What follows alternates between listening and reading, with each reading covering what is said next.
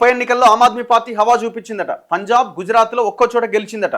గుజరాత్లోని కడీని నిలబెట్టుకున్న బీజేపీ, కేరళలో కాంగ్రెస్, బెంగాల్లో తృణమూల్ కాంగ్రెస్కు ఒక్కో సీట్ అట.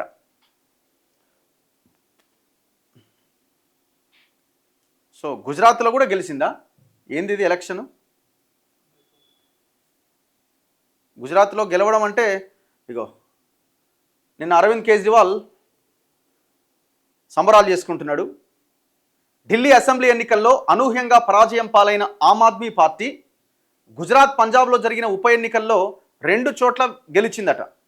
గుజరాత్లో 2 స్థానాలకు, పంజాబ్, కేరళ, బెంగాల్లో ఒక్కో సీటుకు ఈ నెల 19వ తేదీన పోలింగ్ జరిగింది.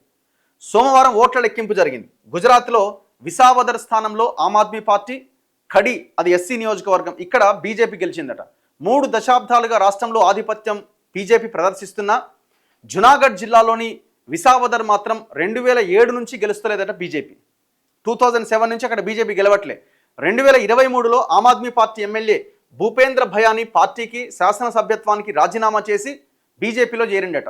దీంతో ఉప ఎన్నిక అనివార్యమైంది. తాజాగా ఇక్కడి నుంచి బరిలోకి దిగిన ఆమ్ ఆద్మీ పార్టీ మాజీ రాష్ట్ర అధ్యక్షుడు గోపాల్ ఇటాలియా తన సమీప బీజేపీ అభ్యర్థి కిరీట్ పటేల్పై 17,554 ఓట్ల మెజారిటీతో విజయం సాధించారు. మెహసానా జిల్లా ఖడీలో బీజేపీ అభ్యర్థి రాజేంద్ర చౌడా, కాంగ్రెస్ అభ్యర్థి రమేష్ చౌడా పైన 39,452 ఓట్ల ఆధిక్యంతో గెలుపొందారు. పంజాబ్లోని లూథియానా పశ్చిమ స్థానాన్ని ఆమ్ ఆద్మీ పార్టీ నిలబెట్టుకుంది.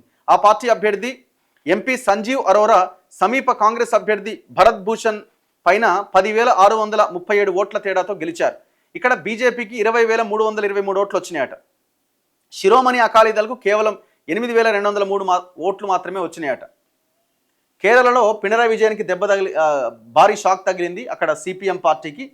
వైనాడ్ లోక్సభ పరిధిలోని నీలాంబర్ అసెంబ్లీ స్థానానికి జరిగిన ఉప ఎన్నికల్లో కాంగ్రెస్ నేతృత్వంలోని యూడీఎఫ్ గెలిచిందట.